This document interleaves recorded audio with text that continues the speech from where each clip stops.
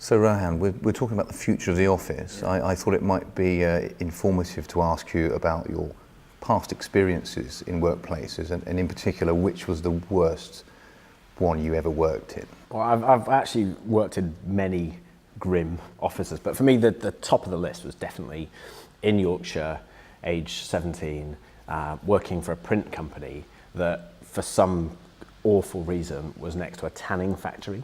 And so every day, every minute of the day, there's a stench of sheep's skin and rotting sheep just wafting through. And I really thought this was the first proper place I'd ever worked. And I thought, this is what it's going to be like. This is working life. This is the office. And actually, you know, one of the reasons at Second Home we create kind of, you know, bulging bits out the front of the building and try and make it really transparent, it genuinely is to show young kids in the area that work isn't always grim. There's like good stuff going on, and you're always welcome to come in and have a look around and stuff, because I just think actually for a lot of people, whether it's a tanning factory or some other awful environment, that's your experience. Your first experience of work is usually, I think, often the crappiest experience you'll ever have. And so just knowing that, yeah, it doesn't have to be like that is one of the things we're trying to show. Mm. And I suppose that feeds into our perceptions of the office that have changed over the last 20, 30 years and continue to change. I mean, how do you see the role of the office today? Well, I think weirdly, you know, the world has changed much faster than the office environment has. You know, in the UK in 1980, there were 700,000 small businesses. Today, there's 5.5 million. And, you know, if you look at employment growth since the financial crisis in the UK, fully half of all the new jobs created have been in self-employment. And yet, if you look at the built environment, if you look at the kind of crap, generic corporate buildings going up all over the city, they look basically the same as they did 30 years ago. The cladding might be a bit different, but the floor plates are the same. They're made for big, hulking, slow-moving corporations, not this, you know, fast-moving, effervescent small business and self-employment ecosystem that's actually emerging. So I sort of think that the office hasn't really changed, but needs to. And the reason I think it really needs to is that we're under so much pressure now as humans to be creative, because if the work we're doing doesn't involve creativity, sadly, it's at real risk, that job, of being automated and replaced by software. And so that then begs the question, where does creativity come from? And I think the office, the work environment, can play a huge role in helping people be a little bit more creative, a little bit more productive, and therefore sort of win that race against the machine that, whether we like it or not, I think we're all having to face up to. Mm.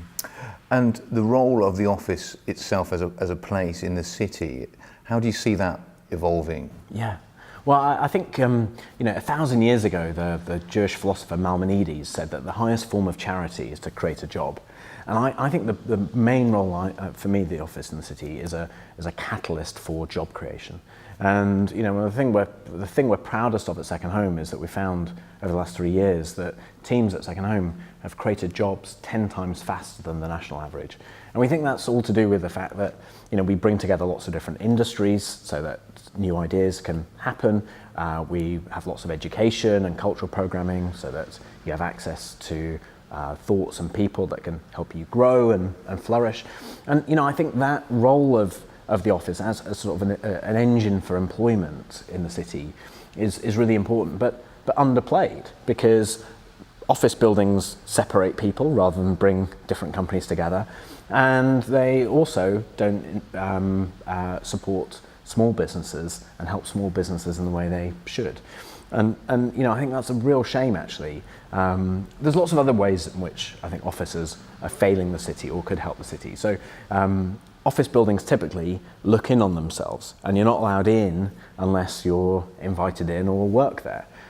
That's not a very civic attitude. You know, the reason Second Home, you know, the cultural program's open to the public and people can come in is, I don't think spaces should be closed off like that.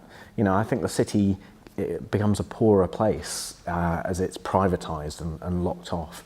And I think we can take a stand against that. And the reason we should is not just because it's the right thing to do.